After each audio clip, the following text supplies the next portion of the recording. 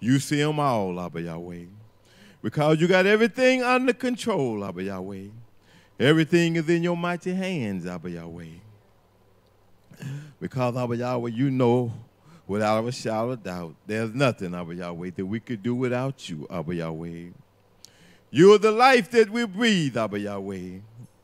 You are the strength that gives us to walk every day, Abba Yahweh. Trusting you that when our battles come, Abba Yahweh, we know that we can come to you, Abba Yahweh. And you will give us the victory, Abba Yahweh. Have your way in the midst of this house, Abba Yahweh. And your deep realm, your word go forth, Abba Yahweh. To strengthen that one, Abba Yahweh. To uplift that one, Abba Yahweh. To strengthen them to go on through the battle, Abba Yahweh, even though he may be alone, Abba Yahweh. But as your word go forth, Abba Yahweh, give him comfort tonight, Abba Yahweh. Give him shalom in his life, Abba Yahweh, to let him know everything is going to be all right, Abba Yahweh. Because you're in control of everything, Abba Yahweh. Let us stand to our feet, YisraYah'ale. Let us turn. Precious Abba Yahweh, which is the YHWH. Kodesh your mighty name. Your Melkut to come. Your will be done. In earth, Abba Yahweh, as it is in the YHWH. Give us this day our daily lesson. And forgive us our debt, Abba Yahweh, and we forgive our debtors.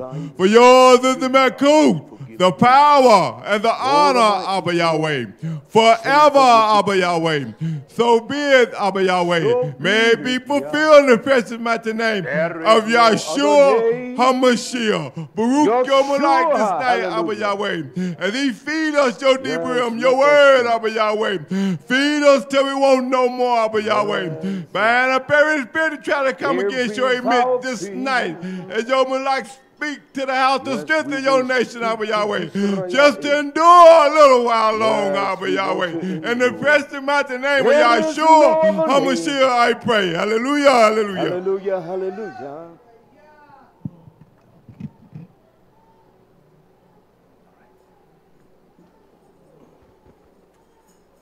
I do want to say greetings unto the nation of YisraYah'ale, YisraYah'ale. Those that have overcome the contention and the battles of darkness, we greet you all, Yahshua's blessed and most honorable name. We come to you in no other name but that name, the name Yahshua HaMashiach.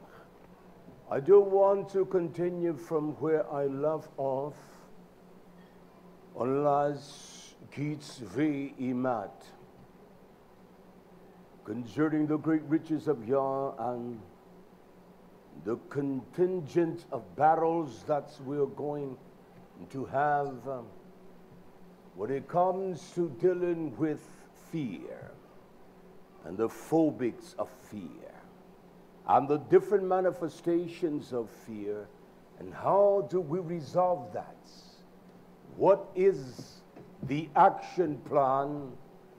What do we put in place, or what is already in place, that we can depend upon that process without any doubts? We know that everything should come to resolution. There is one that will resolve all matters for us.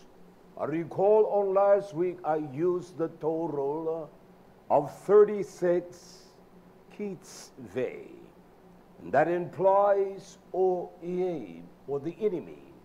And so those 36 dealt with us individually, personally, and showed us our flaws and what I am liking and why the fears constantly overtakes me.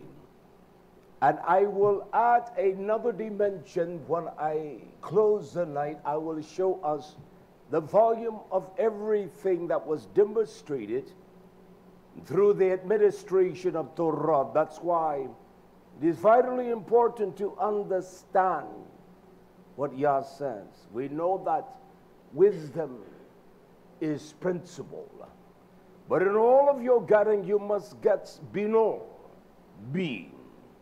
It is the ability to discern, to know, to measure the matter out by its interpretation. You cannot interpretate the Torah of Yah for your own private collection of thoughts. It doesn't work that way. There's a seal upon this. YHWH laid it all out.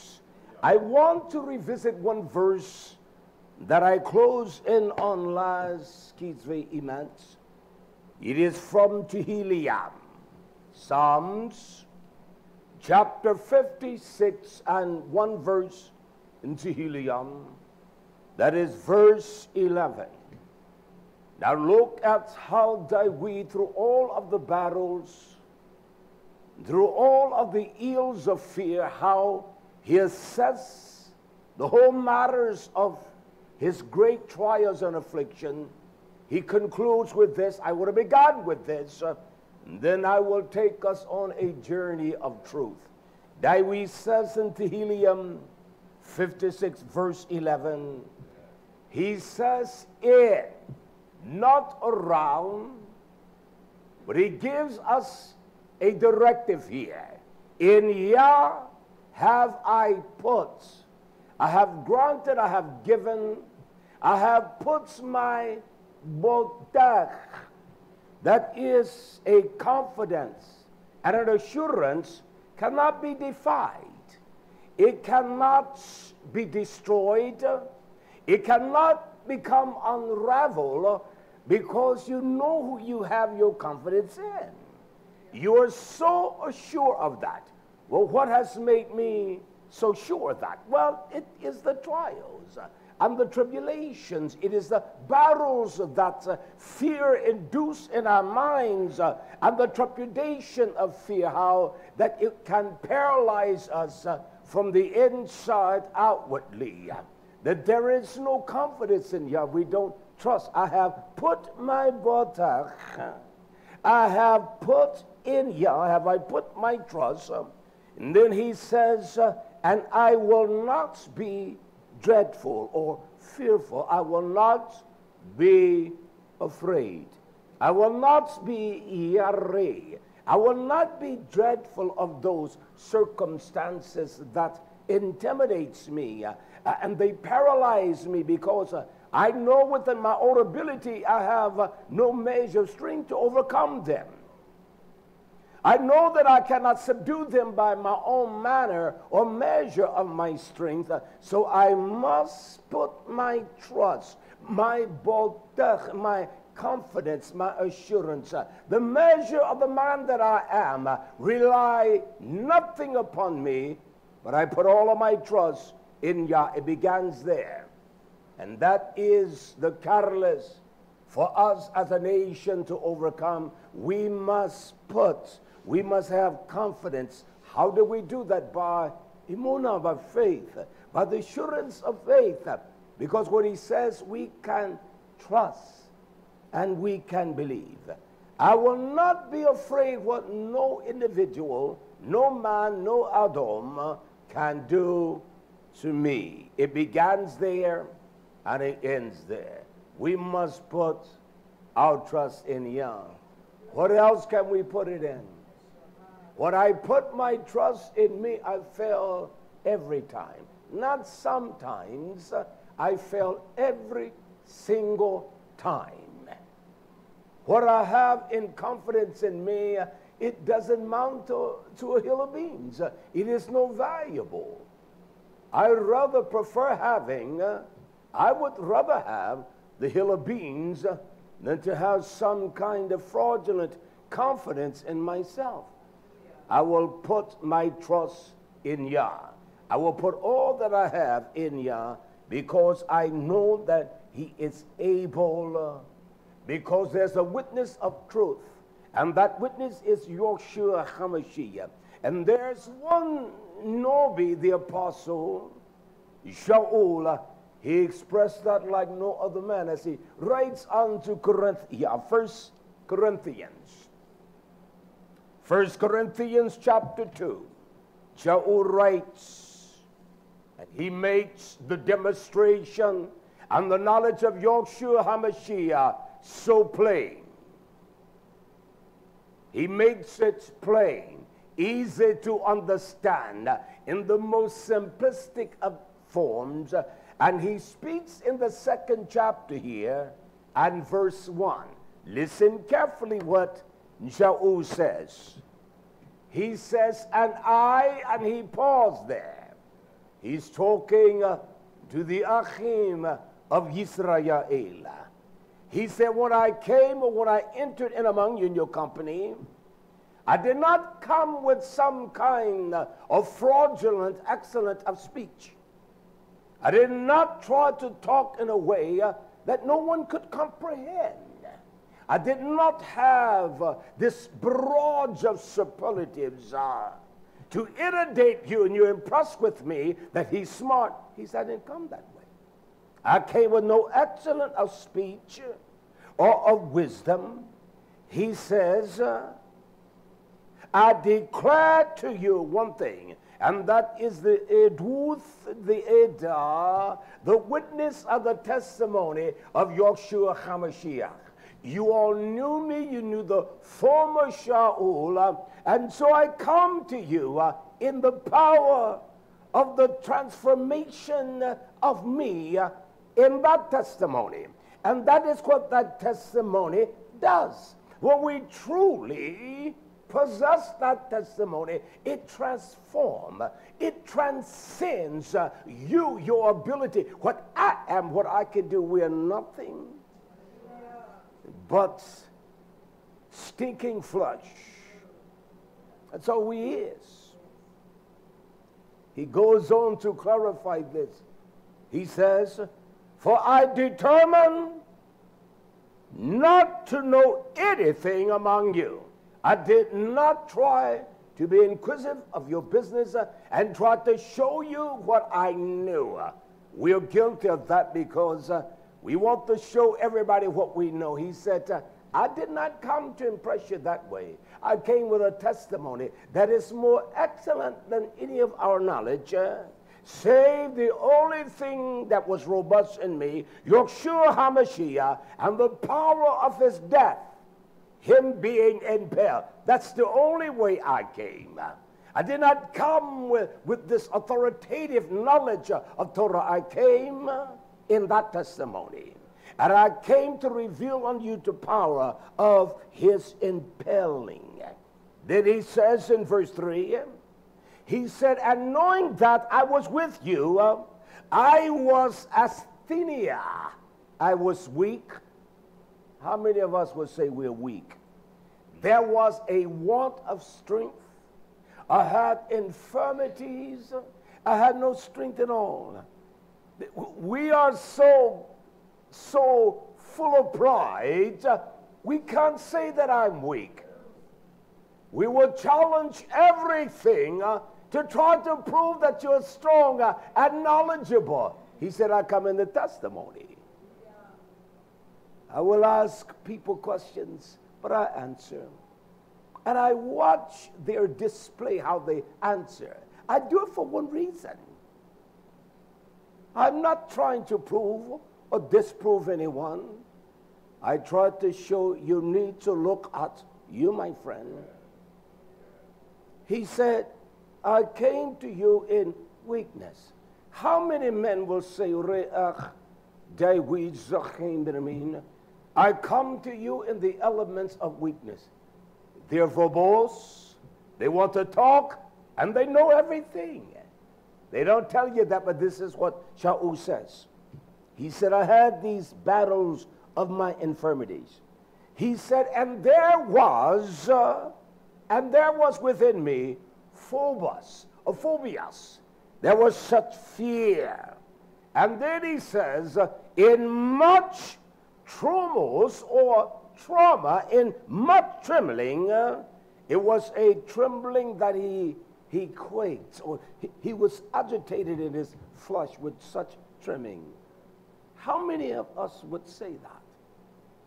This is a messenger of Yah. And you think you're the strongest individual there is. And this is a man that was elected to give the truth unto a mind of YisraYah'ale, to go and scurry through all the Gentiles to find that one seed of YisraYah'ale. And he said, when I came, I was weak. I had no strength. I was afraid. But I came to know and to express one thing, and that is the power of that death of YHWH HaMashiach. That is the testimony, nation. It is not the volume of your talk. It is the truth. As the old ones would say in the day, he's talking loud and saying nothing. There's nothing, because you look at me and said, and you can say the words that he said doesn't or do not even equate to that person, that he is fraudulently striving as himself. And that's a fact. That's why understanding is a principal thing that we can discern. And we will know those that labor among us and know their realness and how devoted one is and the knowledge of others. All right? We'll know that just by the presence of our fellowship.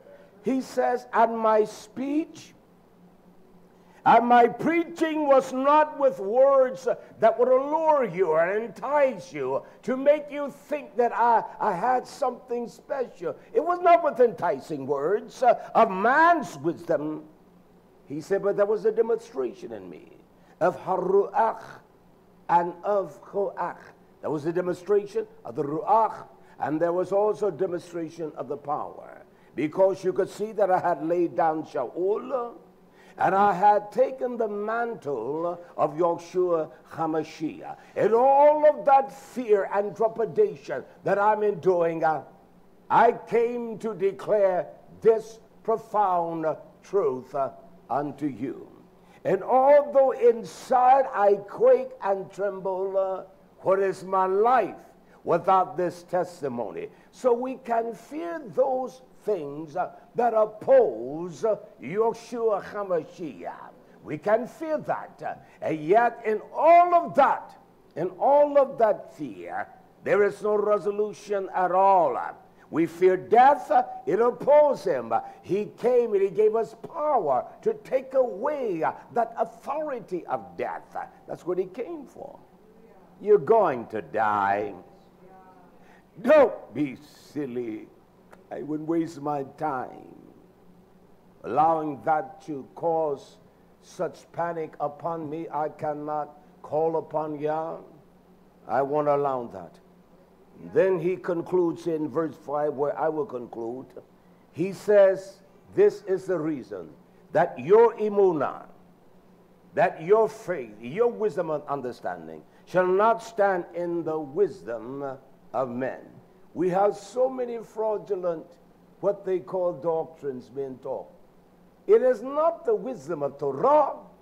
These are the things of men. It cannot be found in the principles of Torah. It is what man has established.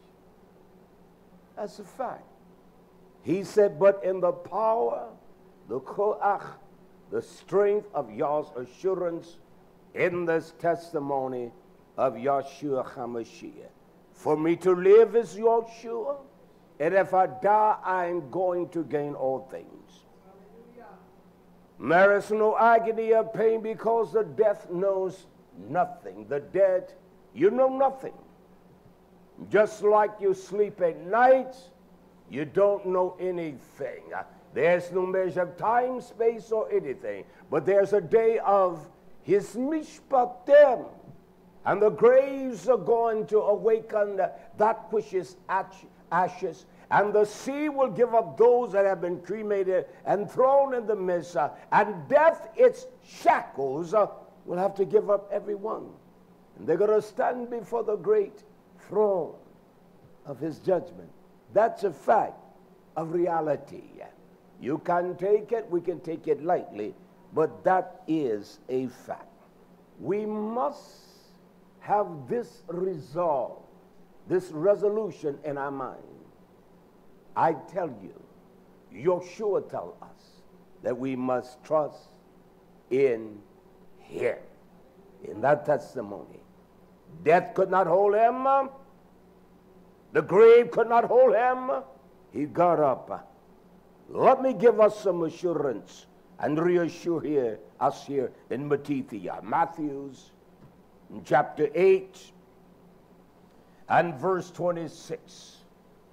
Despite the winds, the storms of life, and the spirits of the winds that blow, the fear of death and all kinds of things that will cause trepidation to overtake us, Yeshua says to them as he speaks to us, and he says to them, why are you so delirious? Why are you so fearful? In essence, why are you so timid and intimidated by the storms and the winds and the verbiage that is spoken against you? Why are you so cowardly? And you have this cowardice spirit, my friends, because we are faithless. That's what he asked them. Then he says, oh, you, my friends, you have very little imona. You have very little assurance. Why? You are of such little faith. Then he arose and he rebuked the winds. He rebuked the spirits. He rebuked that source and that living essence of fear. He rebuked the winds and the sea, and there was a great calm. It's all right. It's all right. You know, it's all right. He made it all right. That is the power of that testimony. As the old ones would say, he will make it right every time. They didn't understand what they were saying. They were just repeating.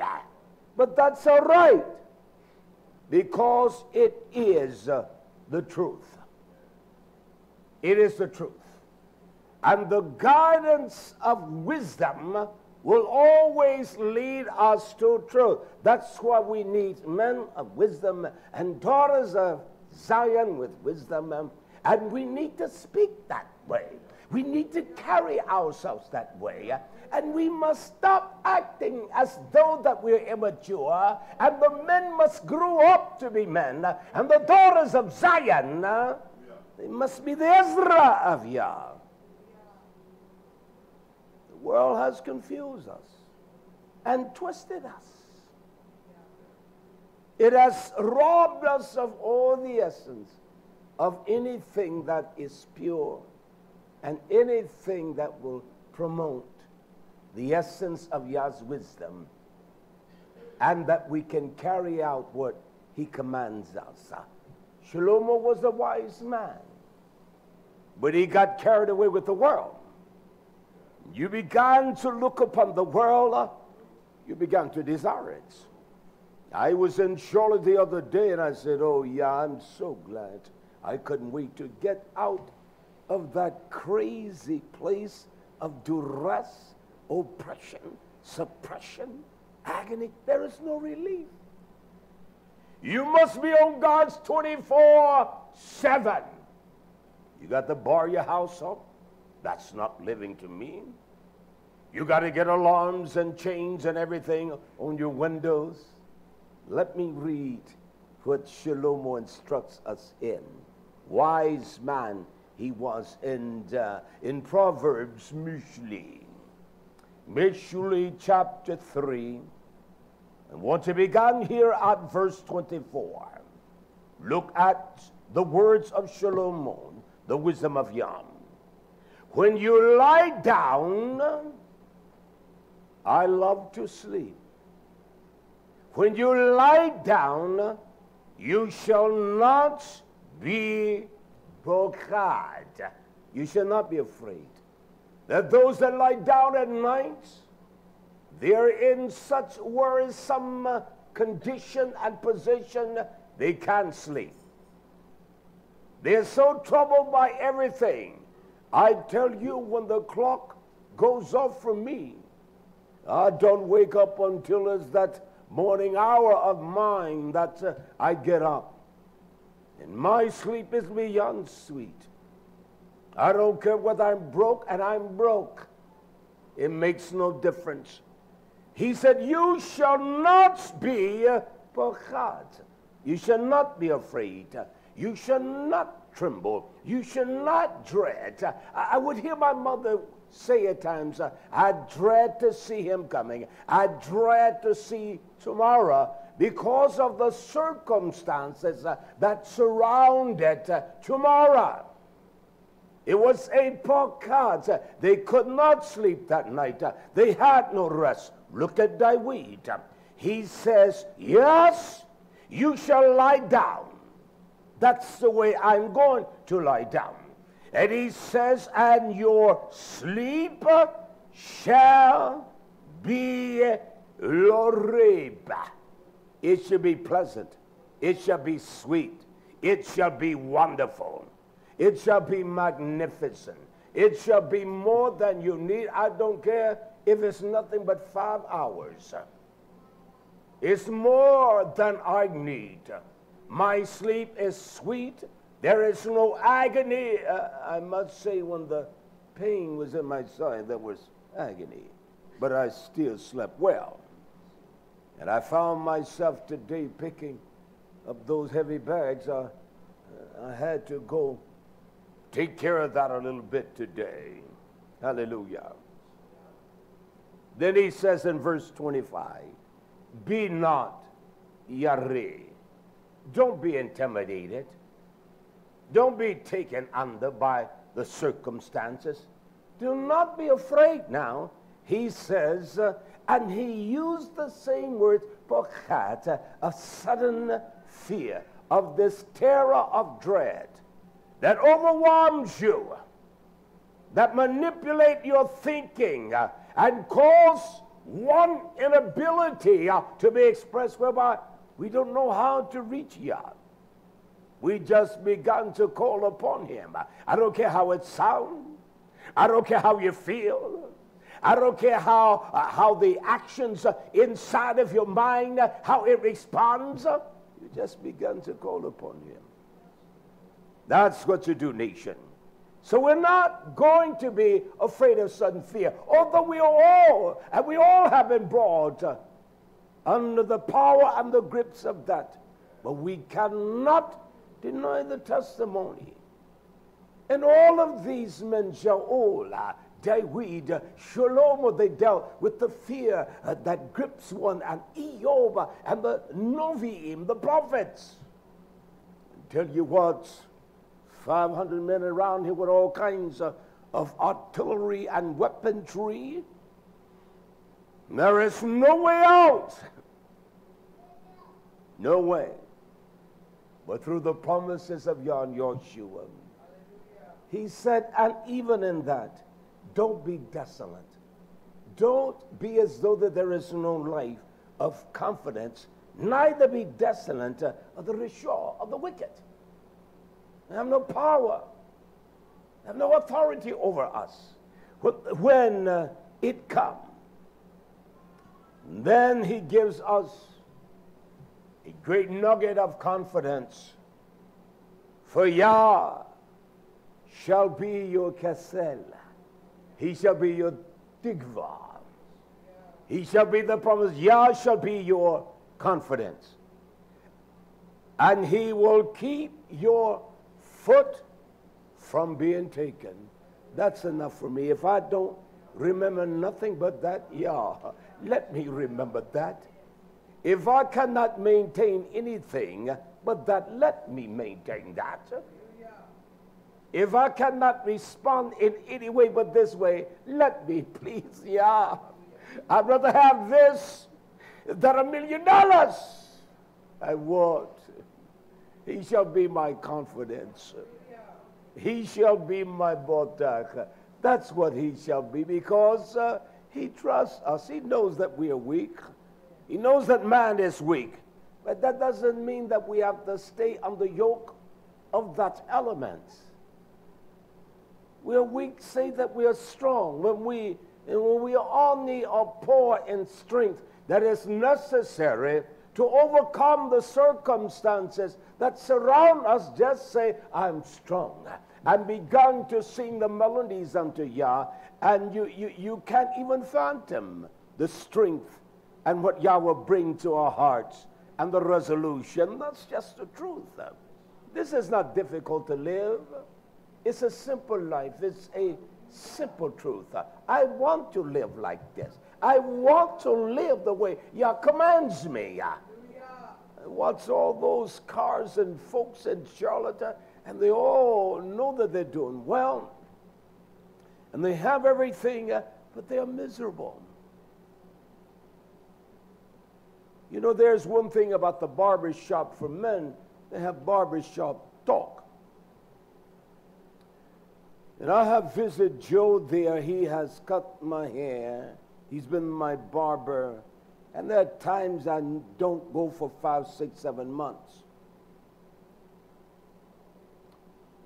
And they have the barbershop talk.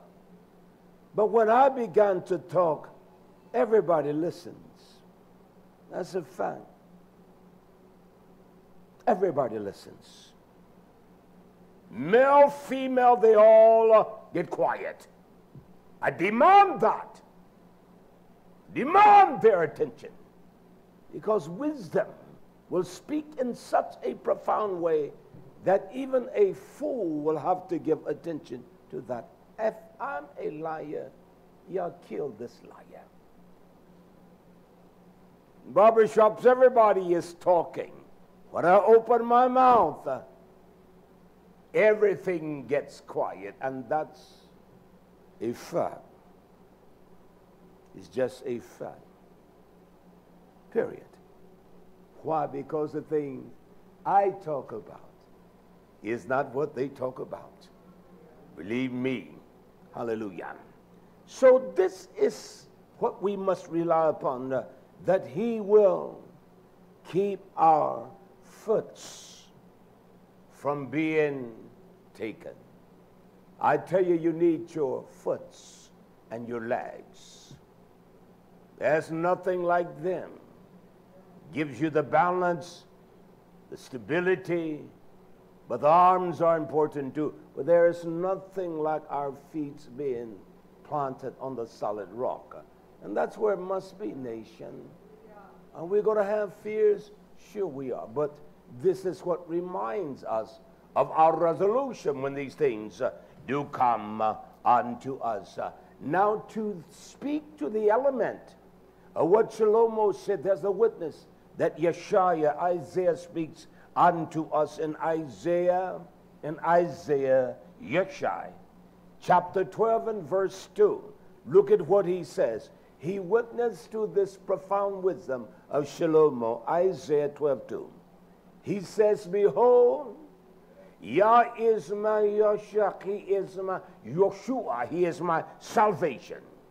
He said, I will trust, I will botak, I will have my confidence in him. I will have my chesed, my tikva in him. I will trust and not be afraid. See, when you trust him, you won't be afraid. When death comes, you trust Yah, you won't be afraid. That is not to tell you that the intimidation of that will not bear upon one's mind. But when you trust him, when you truly trust him, we won't be afraid. What fear does, it calls you to give up and give in. It will cause you to run and try to save yourself. For there's nothing you can do to deliver you at all. Nothing. He says, I will not be afraid. I will not be full of that yireh. I will not be dreadful and so terrified that I cannot function. For Yah is my Uzzah. He is my strength. He is my shear, the shirim of my lips. He is my song. And he has, and he is, his words, have become my Yeshua, my salvation. That's not something that's too difficult that we cannot do. we just say the same thing he said. You say it enough, you believe it. And when you believe it, you can do it. And that's just a fact, nation. That's why we must be reminded constantly. And if you don't remind yourself, you're not going to believe it. And you're not going to trust it. I don't care who you is, you're not going to do it. Trust me when I say that. You're not going to, nation. So we must constantly remind ourselves, nation. We must always refurbish our minds in Torah. That's why when the Achim are together, they must teach and talk of the excellence of Yah. You know, I think I said to one the other day, I got up this morning around 4 something fine. I read a little of the news and things like that, and immediately I went to Torah. Then I'll read some of this and that, but again I go back to Torah. I was up early enough to start on the strawberry beds. I would have gotten them done today, but I didn't want to exhaust myself for this evening. And then every time, at every interval, when I went to the house, I laid open the book. I'm not boasting in that, because there are so many things in my mind. I can't rest from it. You'll understand things as I teach them. So I did that for a while, did this, did that. They came in, the Corps of Engineers, to check on the reason why we're getting flooded out down here. I was able to go over, Zakane and I, make sure we get the mushroom compost so that I can finish my job. And then I went back and did some study. I read the news, see what was going on. Then I went back. I cannot. I'm not saying that to boast, nation. I bless Yah for the Achim and your daughters that I can take a moment to do that, because we can be thoroughly furnished when it comes to His truth. And I do that all day and all night. I'm not like one of you that spend 5 hours at a time in the book. I may do that on a cold wintry day, but I got work to do now. I got a garden, we got a farm, we got husbandry, we got the fall coming, so we have to plant. Hallelujah. Listen to my friend Yeshua. I want to drop quickly down to verse 11 of the same chapter. Look what he says to Yah. It is one thing we must always know, that Shaul said, I came to you with the power of the testimony. Yeshua always defend us. Look at what Yeshua says here in 51:11. Therefore, the redeemed of Yah shall return and come with singing to Zion. And everlasting shimshah, or everlasting joy, shall be upon their rush. They shall obtain gladness and joy, and sorrow and mourning shall flee. Hear this. I, even I, even I am He that comforts you, nation. This is what Yah says. I'm the one that comforts you. Who are you? Who are we? Do we understand who comforts us? That you should be afraid. You should be dreadful. You should be Yareh. You should be Pokat. That you should be afraid of a man that shall die. You shall be afraid of one that is going to die. We shall be afraid of our circumstances because I'm going to die. And the Son of Man shall be made as grass. What does that imply that he has withered away just like we are. Our lives are just like the grass, no different at all. So we don't have to be afraid and fearful that we tremble with trepidation, that we lie. I recall as a young lad, my mother, when they would come around to collect that $1 or $2 a week for those pictures of their heathenistic Jesus, Martin K. and John K. and Robert K. that everyone had hanging in their houses with the clocks. My mother would be so fearful because she didn't have the monies. Go tell him I'm not at home. Don't answer the door, you'll be quiet. I don't have the money, man. What can you do? Nothing. So we should not be afraid of anyone, any man, ourselves, that put us through more fear of trepidation than anyone. It is not someone else really that putting you through all that. It's you. Because we don't have confidence in you. It's not someone else that causing me to have this kind of delusion, of derision, that I discount the Most High because what I read and study, it really has no value to me. I just read. We've got to get beyond reading. I tell you all that all the time. You read, and you get nothing. You don't even understand. You have no knowledge of what you have read. That's why you read. Children read, and they don't understand what they are reading. We must understand this. There are going to be afflictions in this life. YHWH even foretold of his death, the affliction, and many of the affliction of the Sadiq. But Yah delivers them.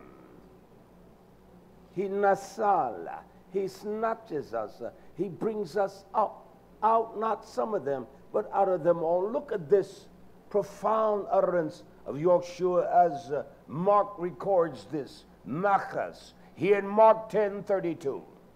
Look what YHWH says here. Hallelujah. When they all were gathered together, they were in the way going up to Yerushalayim. YHWH went before them, and they were so amazed as they followed. They were so amazed at him, this man, for telling us what shall be, and his stride is consistent. And it says they were afraid. They were afraid. They were afraid of the circumstances. We're afraid of the situations. We all are that way. Let's get real. And they were afraid. And he took again the 12, and he began to tell them what should befall him and what should happen unto him. They were so afraid, with such fear, with such doubt. They were demasculated. They were trembling. And then he told them what would be, that you can have confidence in what I do. This is from your everlasting Father. It shall stand. It's not going to fail. I'm not going to fall. I'm not going to be overtaken. I'm not going to miss the mark one bit at all. And the Torah doesn't do that, nation. Every word of Yah is pure. It's meant for us. It is not meant for us to destroy us. It's meant for us to keep us out of harm's way. We just do what it says. We won't have no trepidation. We won't have no problem if we do just what it says. You won't have no fears. but we find ourselves veering off. It's like a child, the mother says, don't do that. And then the conviction of guilt gets them because they know they're doing wrong. And so that's why we're doing wrong. Do right. Do right by starting at the principle of what is the volume of Torah, loving Him, and then caring for each other, loving each other with a great fervent love, like we love Him. We got to love each other like we love Him. You can't get by that. We got to love each other like we love Him. It's a place for us to obey Him. It's got to be a place for us to interact with each other and be willing to do for each other, be willing to help. Something gets wrong if we got a problem with that. It's just something gets wrong. All right, nation? Hallelujah. It's simple, isn't it simple? But it will certainly fortify you, give you strength, because it is so easy to understand. No excellent words here, just simple truth. Simple truth. Hallelujah. Hallelujah. Hallelujah. Here's an account here. I want to give us some knowledge of things that we must be aware of. Not only be aware of, but I want to give us some vital accounts with these messengers of Yah. This is Shaul here in Ma'aseh Cilicia, Acts 18 and 9. Acts 18 and 9. Then spoke Yeshua to Shaul in the night by a vision. Look what he says to him.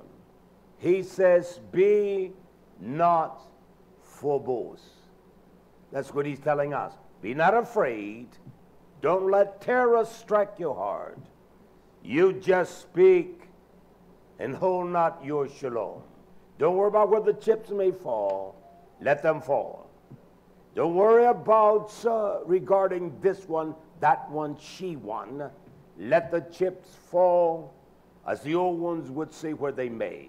Don't worry about respect a person. Tell the truth. What will be, will be. Don't be afraid. Don't be afraid of the magnitude of the visage, the facial expression, and the madness. Don't be afraid. Well, if I say that, then he may leave me. She may be disappointed. I've never been afraid to speak the truth here. Never. In my ignorance, I've never been afraid, because I've never been that insecure. I know that when Yah ordains a thing, it makes no difference. Nothing is going to take it down. No person, persons, families, individuals, groups, they're not going to take it down. Nobody. What Yah has established, you can't tear it down. You cannot. And this truth is going to survive me. It's going to survive you. It's going to survive those that denounce it in their life, their lifestyles, the way they live. Is still going to be truth. His judgment doesn't change for no one. Period. Don't be afraid, nation.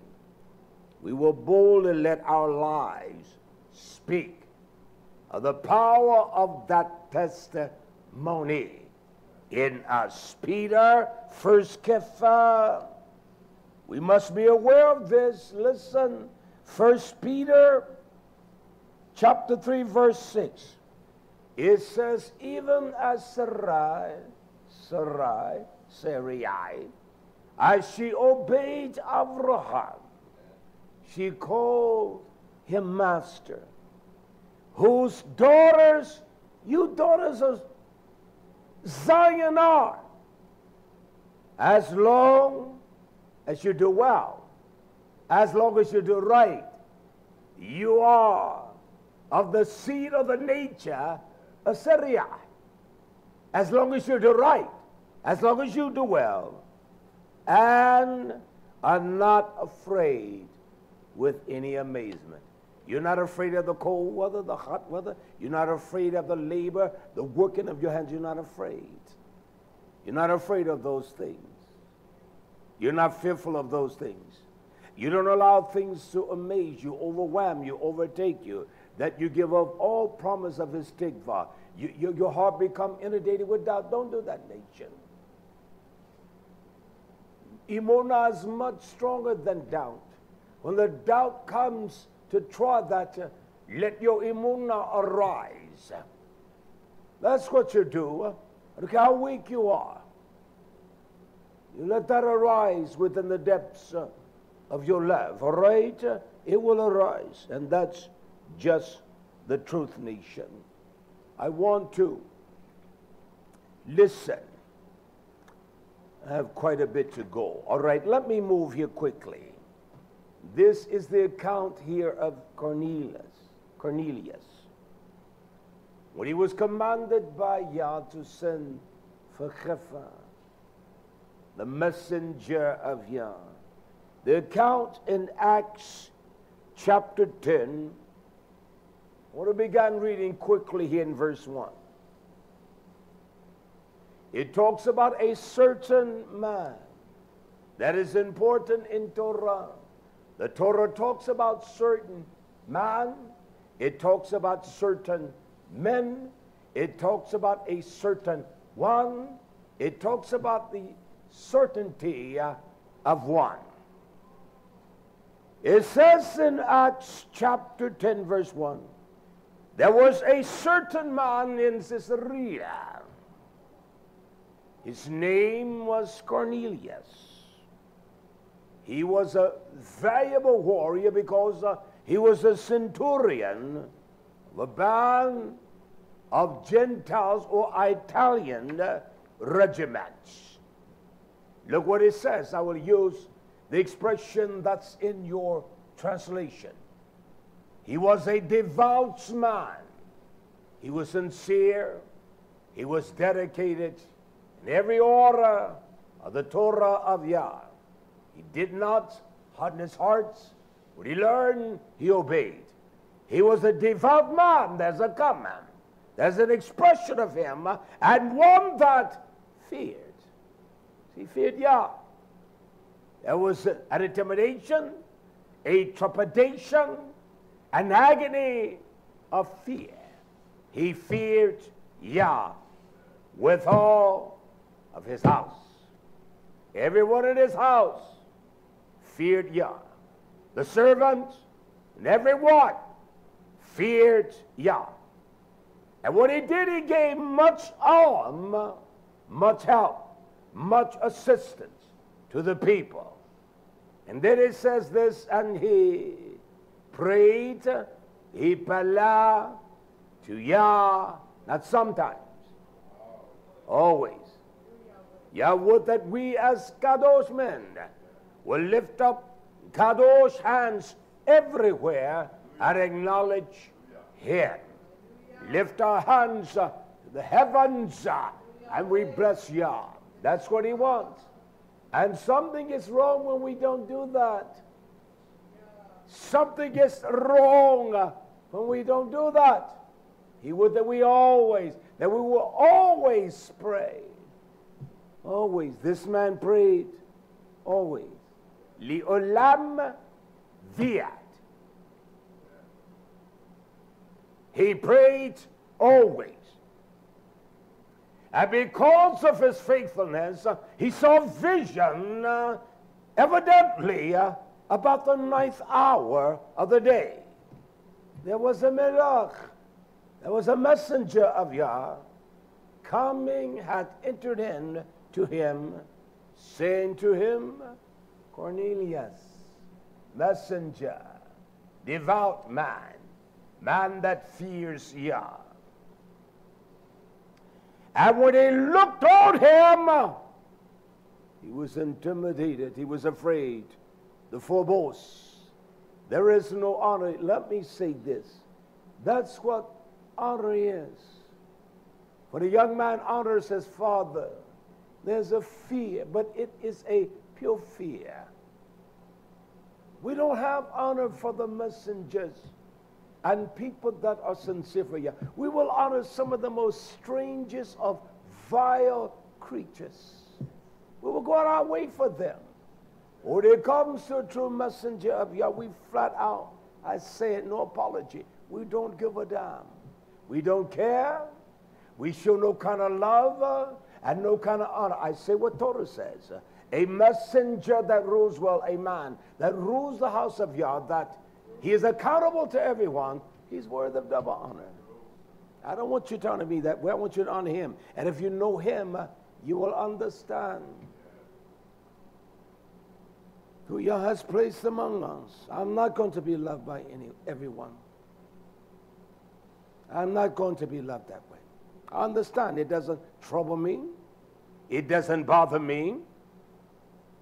There's no trepidation because I'm not honored. So what? But I'm dead and gone. You'll forget about me. That's life. Oh, don't be silly. Stop it. He was so verbose, so afraid, and so fearful, and said, look how he answered. What is it, sir, master? Tell me, why are you here? This visitation is not just like any visitation. This man always pray, Yah bless the melach, the messenger.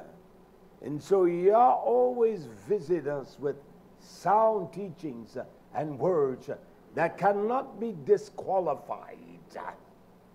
You can't disqualify what I'm saying. Sound teaching, sound words that examine our minds and our intent. You're not going to get by. You're not. He said, what, sir? And he said to him, your prayers and your great sincerity of giving, they have come up for a memorial before Yah. He said, and what I need you to do now, I want you to send men to Joppa and call one Keetvay Simeon, whose surname is Keetvay.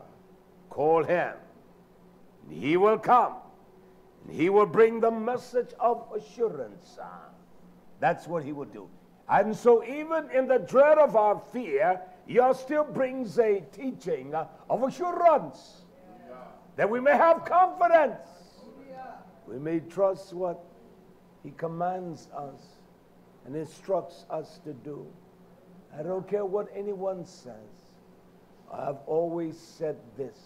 I would have loved to have had a man teaching me like this in my early days.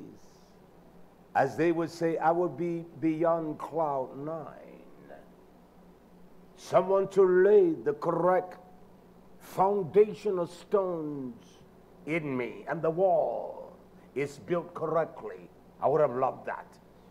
You could see in their lives they were robbing the people and stealing and doing all kinds of filthy things.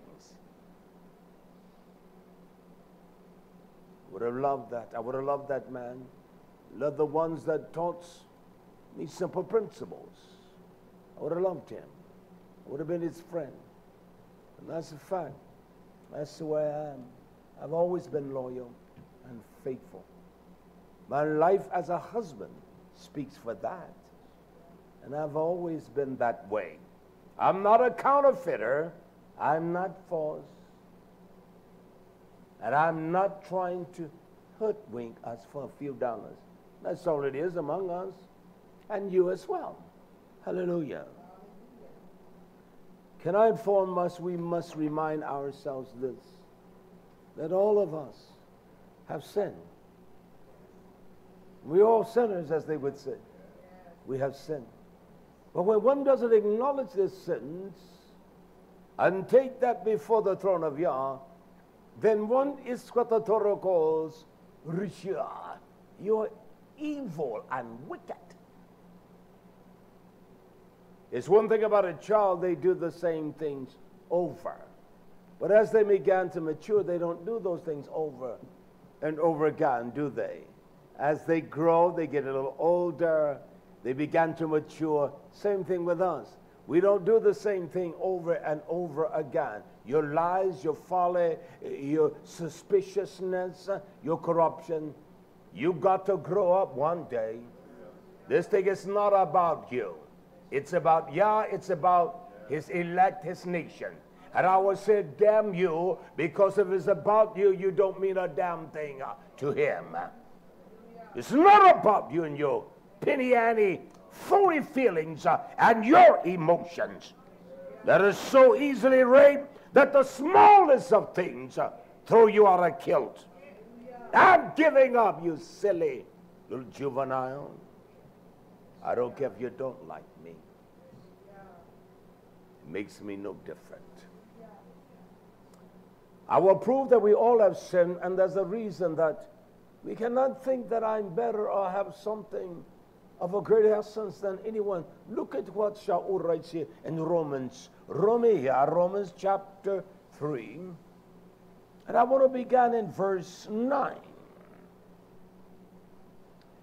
He says to me, what then?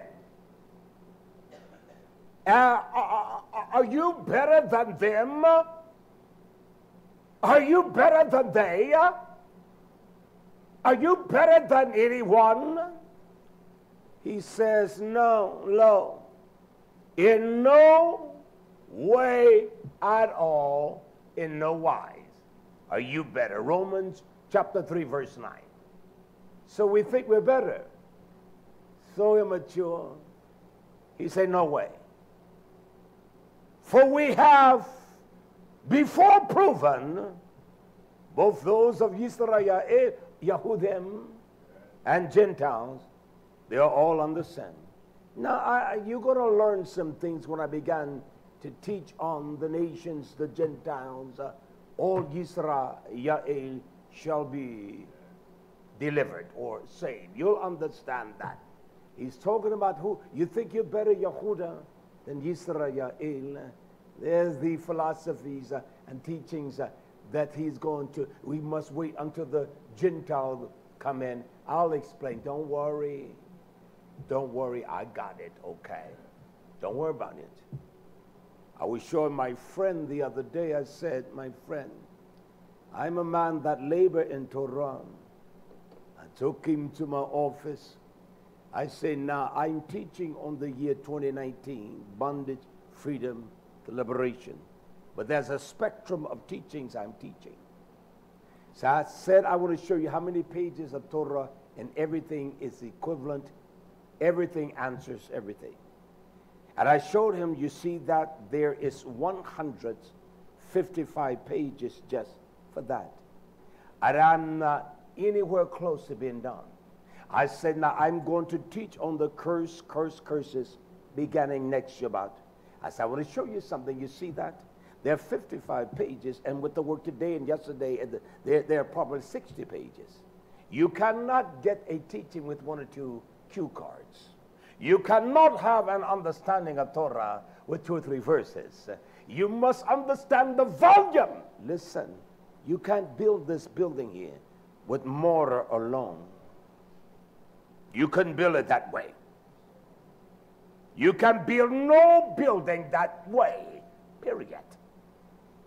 You can have a roof that's made of mortar. You got to have some tremendous support for that. So that's all I'm saying to us. I don't understand how these men get a teaching that will reveal the truth of Yah in depth for 5 or 6 verses. I don't buy that from anyone. And they talk off their head. I talk from the book.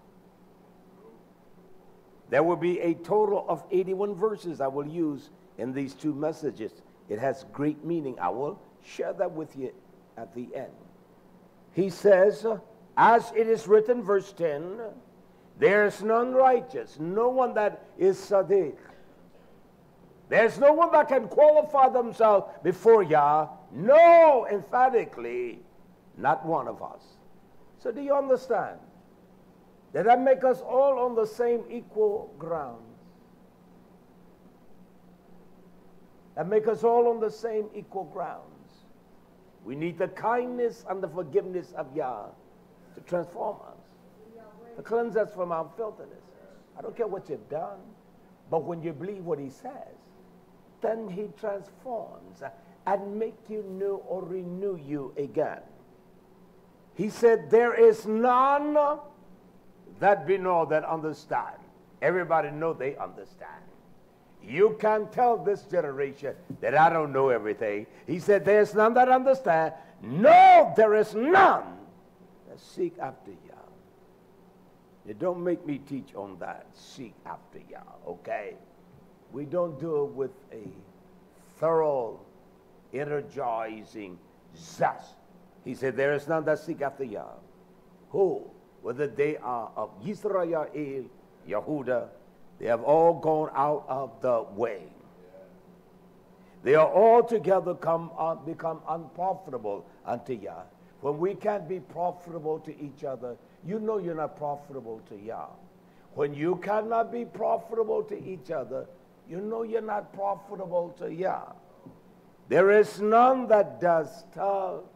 No, we have no excellence of tov in us. There's none of us that does tov. It is him. He works in us. He said, our throats is as an open sepulchre, a grave. And you know what a grave is for? Dead, stench, flies. And our lashon, our tongues, we have used that to tell lies, to tell miram, deceit and lies, and speak all kinds of corruption and falsehood and fallacies. It is like the poison of an asp under our lotion. Our mouths are full of cursing and bitterness. I want to show us on Shabbat some of the most quintessential curses, not what you call cussing. When I say damn, that's cussing. It's stupidity on your behalf. You're ignorant because it is not. In our vernacular of our tongue, there is no term that a linguist, one that orchestrate and define words and put them in the canons of our language. There is no word called cussing. C-U-S-S-I-N-G. You understand? That's no word. There are words I can tell you, I wouldn't even talk to you. I can talk around men. If I told you the origin of these words that you think is so horrific, you wouldn't even know. You don't know. But I can tell you because of me being a student. I know what I'm saying. Our mouths are full of bitterness. Their feet is swift to shed blood. Destruction and misery are in their way. You find someone that is always misery because their tongue is full of destruction. They're always miserable, and everything makes them miserable. He says in verse 17, the derech, of the way of shalom. The way of shalom. They don't even know. They have no knowledge of how to bring shalom among the nation. They don't know. Why? There is no reverence. There is no fear of Yah. There is no fear of Yah before our eyes. I want to ask you all a question. Don't answer me. Who can tell me what the fear of Yah is? I preached that. If I preached it one time, I preached it then. I'm going to close with that when I close. I'm going to tell you what the fear of Yah is. There's no fear of Yah. Because we don't repudiate our ways. And that's why trepidation and fear overtakes us when matters arise, because the first thing we think, we go die. I was hurting, so when I was hurting, I say, yeah, you can ride me on out of this place. And I thought like, I got too much to do. Got to get the garden ready. I got to get up out of here. I got strawberries to plant. My babies will love the strawberries. They're going to have a ball. Got food to get in the ground. My Too much to do. Tabernacle is coming. I'm going to cook, make sausages. Yes, I'm going to make you some sausage, my friend. Beef and chicken.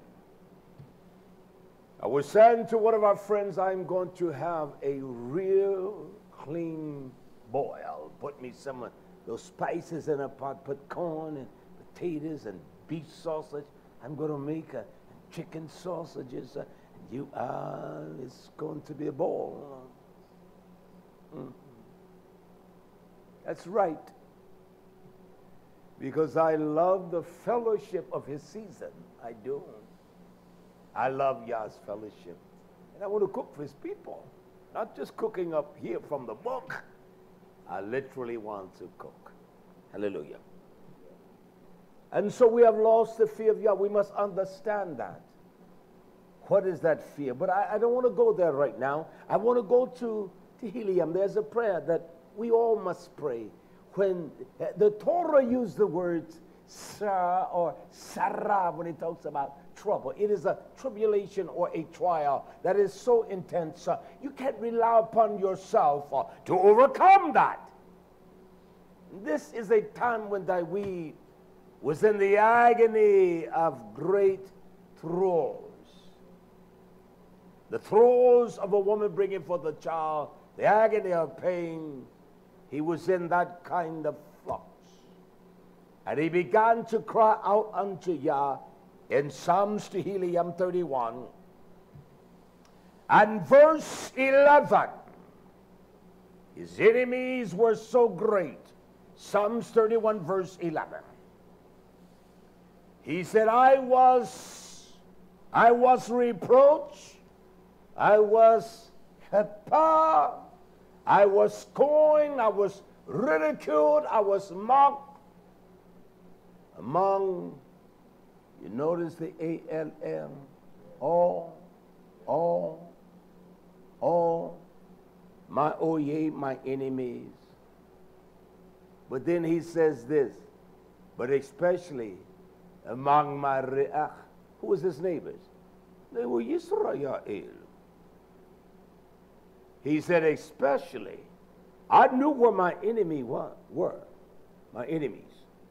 But it was my neighbors. And then he says, and there was a pachad. There was a fear. There was such dread and terror to my acquaintance with them. He's the king. He has a multitude serving him. He had the power of the command of death and life. He said, I was so fearful, so intimidated. They that did see me outside, they ran from me. I am forgotten as a dead man out of mind. Now, this is the king talking. He said, I'm like a broken vessel. Can hold no wine. Cannot hold the fruits, the blessings of Yah. Why? For I've heard. There are things as a young lad that I would hear. I don't want to go that way now. I'll wait. This year about you're going to learn things from this simple messenger of Yah. He said, for I've heard the slander. I've heard the dibba. I've heard their words. I heard their whispering. The defaming, the defamation of their lips. Not only that, but I have heard the lies of their evil reports. I've heard that of many. Then he says there was a magoa. There was a fear and a terror. It was on every side of me. When I turned to the east, it was there. When I turned to the west, north, south, it made no difference. He said it was on every side. Why? While they took counsel together against me, they devised to take away my life. Now that, yeah, just let me go through what you got for me, but you hold that for Dawid, all right? You hold that for him. He said, with such fear on every side, they want to kill me. He's the king. They killed the king. We killed the king. He says, in all of this, in all of that fear, but he says this, but I trusted in you. I don't care what comes. As they would say, come hell or high water. I know it's a proverbial statement. He said, but I trust in you. Then he said, oh yeah, I did. I said, I don't care what they do, you are my sovereign. You are my master. I trusted in you. You are my master, there's no one else. I'm too fragile to trust in my abilities to overcome this. I trusted in the sovereign master. My times come life or death. He says, my times are in your hand. Then he says to Yah, Nasal, snatch me away. Take me up. Deliver me from the hand of my Oyeb. I gave us 36 verses last week, which imply, I didn't know, I didn't count the verses and try to get a number to equate. What I said, I'm going to stop here. I counted every verse. There was a total of 36. Deliver me from the hands of my enemies and from them that radath, those that persecute me, those that harass me, those that speak against me. You take me out of their hands. Why? Because I'm going to trust you. I'm going to wait until my change comes. And that is what we must do. We must trust him. We have to. Because there is only one resolution. There's only one resolution. And he says that we, here in Tehillim, Psalms chapter 55 and verse 16. This is the only resolution that can quench or take away the agony of fear. Look at what he says. As for me, as for whom I am, he says, I will kara, I will call, I will sing, I will dance, I will call upon Yah, and Yah shall deliver. He shall YHWH. He is the one that helped me. He is the one that preserves me. He is the one that rescued me. He is the one that takes me away. He said, and Yah shall deliver me. Period. We got to learn how to call on him. I don't care how you kara, whether you sing Yeshua, Yeshua, Yeshua, Yeshua is my king. Call on that name. It'll start making you feel all right. Yeshua is my king. I call on him when I'm sick, down and out. Yeshua is the one. I guarantee you. He began to build the momentum of faith. It will. He said, I kara. Kara's not the same. Yahweh, Yah, Yah, Yah. No. It is the combination of singing and prayer and praise. That's what kara is. That's what kara is. That's the only resolution we have. We don't have the strength to do it. We cannot trust in the resolve of me. We must trust in him, nation. He said that is the only way. This is my reason. I will call upon Yah. I will call upon him. There's a dynamic word I want us to understand. It is called megura. Megura. And it expresses an intimidation of terror like no other word. Not like pochat, yira, yare. Dawid gives us one of the most quintessential examples of that. Here in Tehillim Psalms 118, this is important.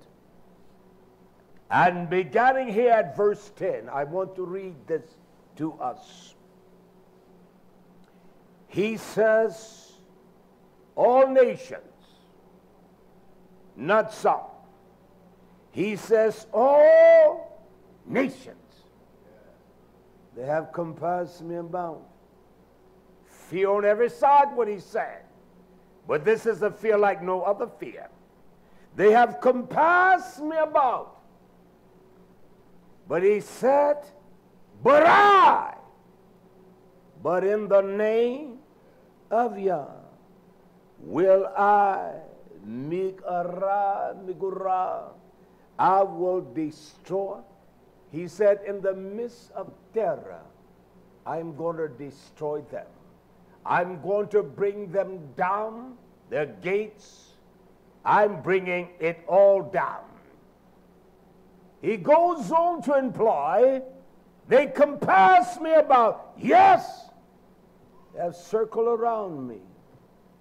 God, he says, but in the name of Almighty Yah, will I megura. I'm going to bring terror. I'm going to besiege them. Don't forget last week, the combination of verses of Katu, Keetvay, it meant oye, enemy. We got a great resolution for this. We had 36 verses last week. He said, but in the name of Yah, I will destroy them. They compass me about like bees. They are quenched as the fire of thorns. And all of that intimidation. He says, for in the name of Yah, will I bring megura, terror upon them. Where do I turn? They're on every side. But the terror is coming. And this what he says to Yah. You have thrust sore at me. You have done that, Yah, that I might fall. That me and my personal ways. He's going to destroy every element of our flesh. Then he says, but, Almighty Yah, Ezra, help me. I can't do it without you. Help me, Yah. All of that fear around me on every side. And although the migura, he said, I'm going to bring terror upon them all. He concluded, Yah, just help me.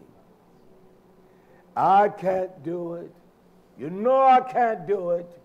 You're the one that elected us all individually. Yah, help me. That's all you can do. That's all you can say. No magical formula, just say, Yah, I need your help.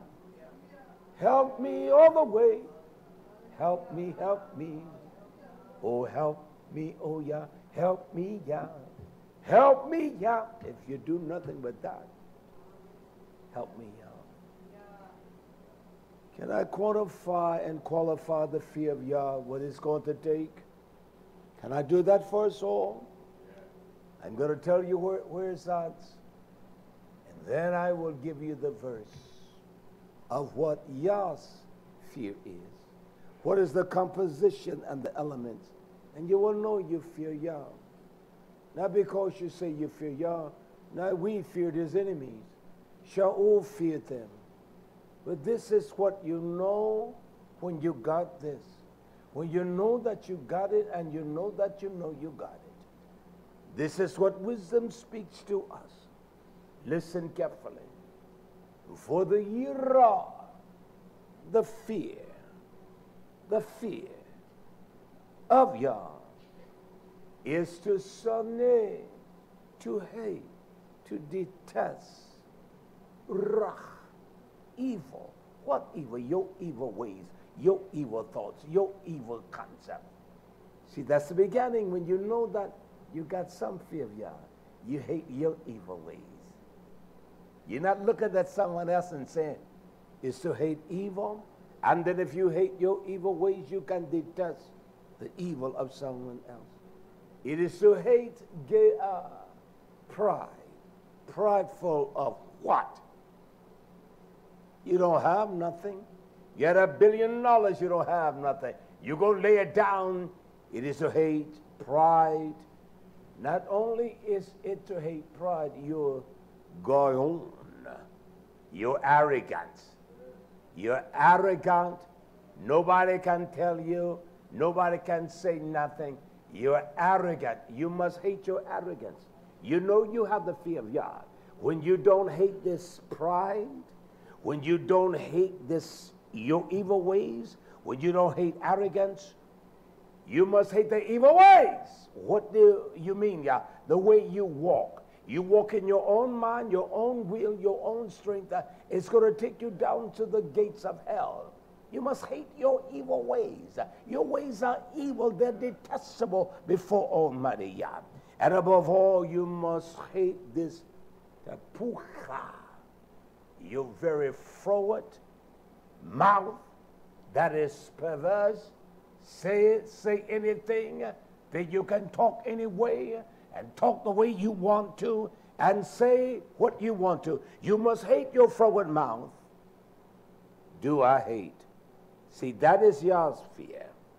When you hate those elements, you know you have the fear of Yah. That's found in Proverbs 8:13. Don't ever forget that one. You that's been around me, I've preached that always. Proverbs 8:13. That's the fear of Yah. Not the intimidation of those things that Dawid. And Dawid was always through all that. If you read dialogue of Torah, he knew that he was sinful. He had done things that was evil. But you must hate these things. If you hate them, you know you have the composition of Yah's fear. And not fearing what man can do to us. We fear what he can do, for he made us and he created us. You got to hate you and your ways. May the riches of Yah rest upon you all. May strengthen us all in Yeshua's name. Listen, I did 45 verses tonight. That's what I gave you all. And that is the mikhya. I gave you 45 verses. 36 last week. That was the battle against your enemy. I gave you 45 tonight. And those 45 verses, it implies, or that number says, it is the preservation, or Yah preserves us. It is the mikhya. So he preserves us from what? Our enemies.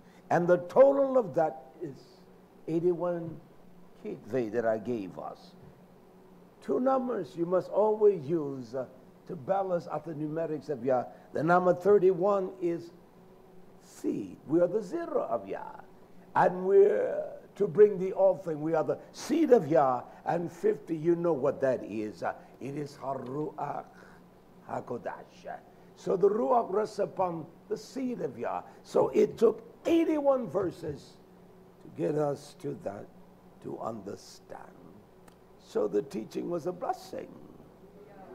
It had a fulfilled purpose. It was meant to fulfill a purpose. Don't ever forget that. You understand? Don't ever forget that. So may his riches cause our hearts to delight. Rejoice in the abundance of all that he has done. Hate those things.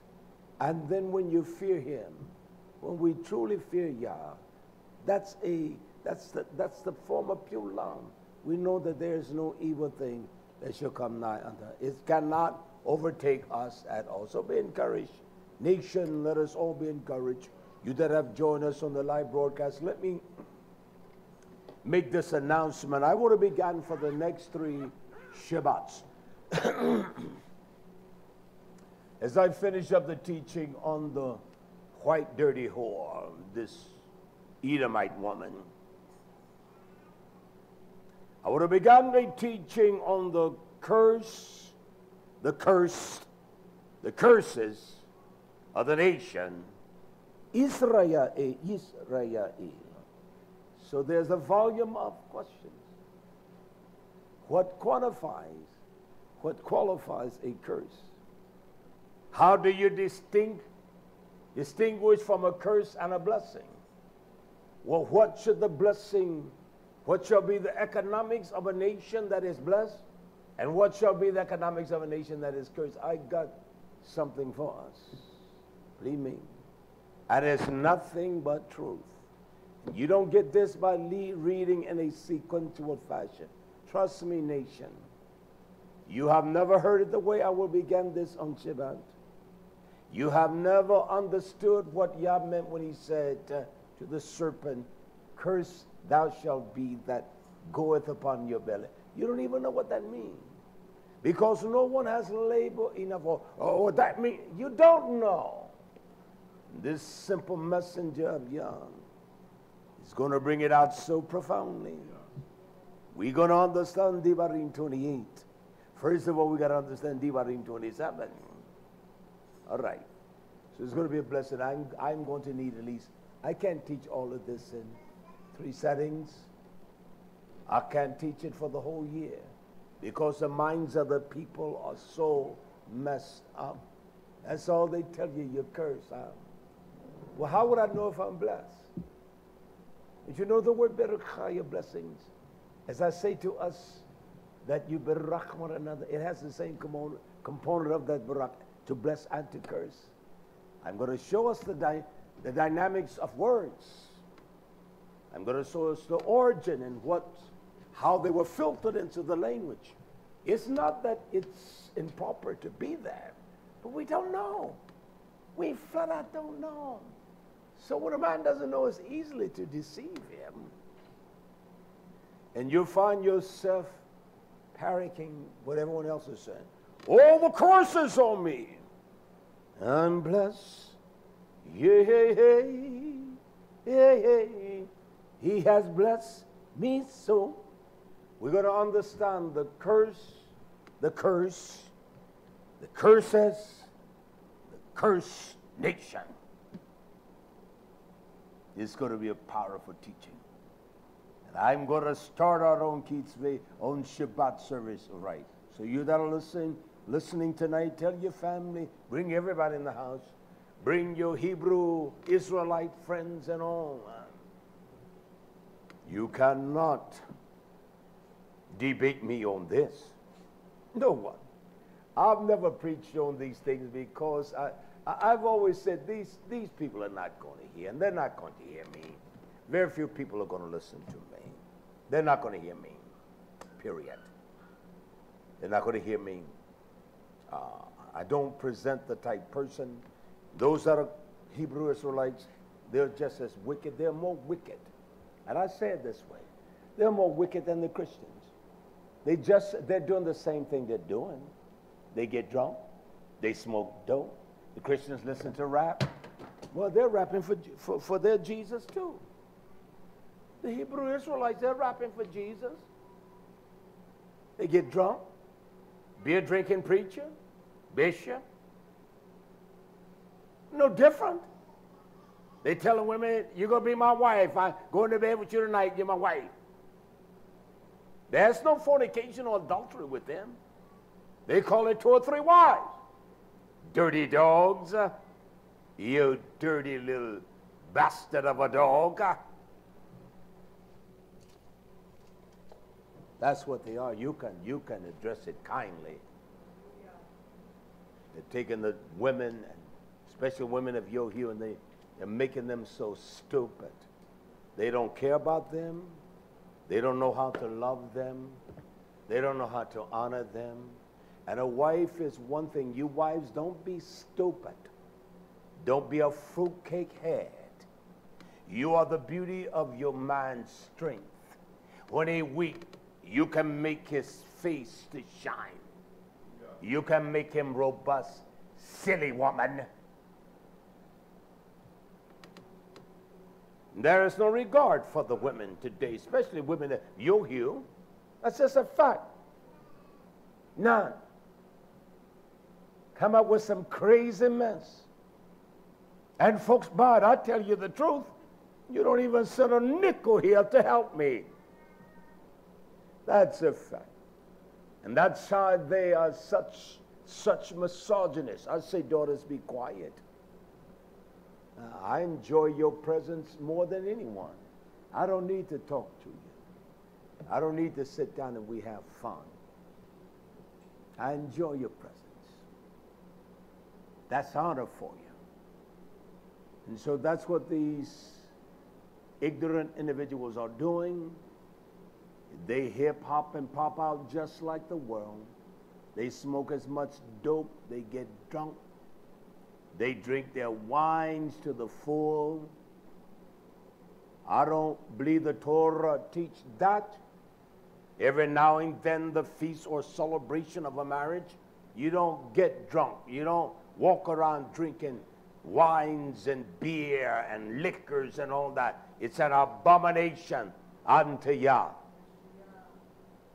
You got to have your drink every weekend and make your head feel fuzzy. You wicked thing, get on your dirty, corrupt, crusty knees. Devil, that's what you do. Make me feel better. No, wine doesn't make me feel better. It's a gut-rotten thing. It makes your breath stink, and it's a gutty thing. So a little bit every now and then for your infirmities. You don't sit around and get drunk. You don't sit around and have a beer party. You don't sit around with kegs of wine and you drink and guzzle like a dog. It's a violent thing. And the women over there drinking, and that one that has no husband, you got your eyes on her, she got her eyes on you. It shouldn't be. You're robbing the women today. They're making women of your heel. They consider you dog. That's what they can call them. Such violent, reprehensible names on the streets. You're not dogs. You may have done whorish things, but that doesn't make you a dog, all right? And that's what they are doing, nation. I'm coming with the sword of Yah. I don't spare you or no one else. What you say about the women, you say that about your mommy. You women come out of the pants. You call them every kind of thing there is because they got on pants. And you're looking at her shape. You're calling her every kind of foul thing there is. And your mom at home got on the same thing. And this is the same boy that sleeps on his mama's couch. Or got a bedroom and say he got his own apartment up there in New York. You stay with your mama, boy. She's in subsidized housing. My cousin that came, he stays in New York, but he gets subsidized housing. I said, how much you rent? If he's listening, he said, I pay $1,700 a month. I said, well, that ain't bad, I guess. $1,700 a month. That's a lot of money. $1,700 a month. He worked 2 jobs. That ain't living to me. I'd rather work 3 jobs here. I can work in the bean field. I can work in the sweet potatoes. I can work in the strawberries. Do all that. And then I just go sit up there and watch Zakim Darabaya work on that truck. So I said, I was just sit with my brother. I learned a lot just by sitting watching him. So precise, so beautiful, with such precision. He's bad to the bone. He did it with such simplicity and beauty. I said, I can do that. Just be quiet watching him. You mean hold that for you? I run away. It hurting here, my knee hurt. I'll get that for you. Why? Because I know we're going to need wood. It's going to get cold. Oh, Mama, you ain't going nowhere. And she needs to be warm in the winter. You got to get some wood in here. May he keep us all. Bless you all. Do send an offering to help. Send your tithes and offerings here. Those individuals, they call their camps, they get priest dues and everything. Yah has not done away with tithes. He has not done away with offerings. These are liars meant for the storehouse. You have bread here when you come and visit. Me too. Let us stand to our feet. Yabra. In all things we do Barak and YHWH's mighty name for the excellence. YHWH our Abba. Bless, I pray. Keep your people healed. Touch our precious Ach Micaiah, his family there. And touch him and heal. You're the healer. And all the nations, Achain Tamasyan, all of our friends, those that are listening, and our enemies as well. Yeah, we have no opposition against our enemies. Bless your teaching tonight and your people. In the blessed name of YHWH HaMashiach, heal us all, touch us in our bodies and our mind. This is our prayer. We ask in your will. Hallelujah. Hallelujah. Hallelujah. Yabarak Nation.